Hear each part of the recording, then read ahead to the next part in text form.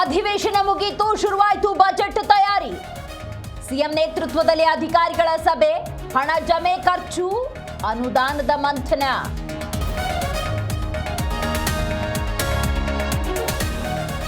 ಡೆಲ್ಲಿ ಪ್ರಯಾಣ ಕೈಗೊಂಡ ವಿಜಯೇಂದ್ರ, ರಾಜ್ಯದ ವಿದ್ಯಮಾನಗಳ ಬಗ್ಗೆ ವರಿಷ್ಠರಿಗೆ ವರದಿ.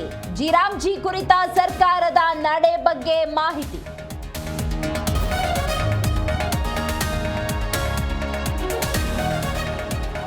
ರಾಜ್ಯದಲ್ಲಿ ನಿಲ್ಲದ ಫೈನಾನ್ಸ್ ಕಿರುಕುಳ, ಬಾಕಿ ಹಣ ಕಟ್ಟಿಲ್ಲ ಅಂತ ಮನೆ ಸೀಸ್. ಚಿತ್ರದುರ್ಗದ ಕನ್ನೆಡ್ಲೂನಲ್ಲಿ ಘಟನೆ, ಕುಟುಂಬ ಕಂಗಾಲು.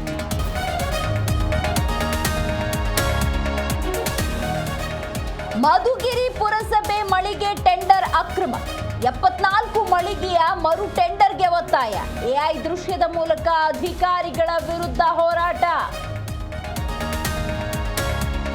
ಕೆಂಪೇಗೌಡ ಲೇಔಟ್ನಲ್ಲಿ ಹೊಸ ಸಮಸ್ಯೆ, ಹಂಚಿಕೆಯ ಸೈಟ್ ಪಕ್ಕದಲ್ಲಿ ಸಮಾಧಿ ಅಂತ ದೂರು. G Kannada news exclusive story.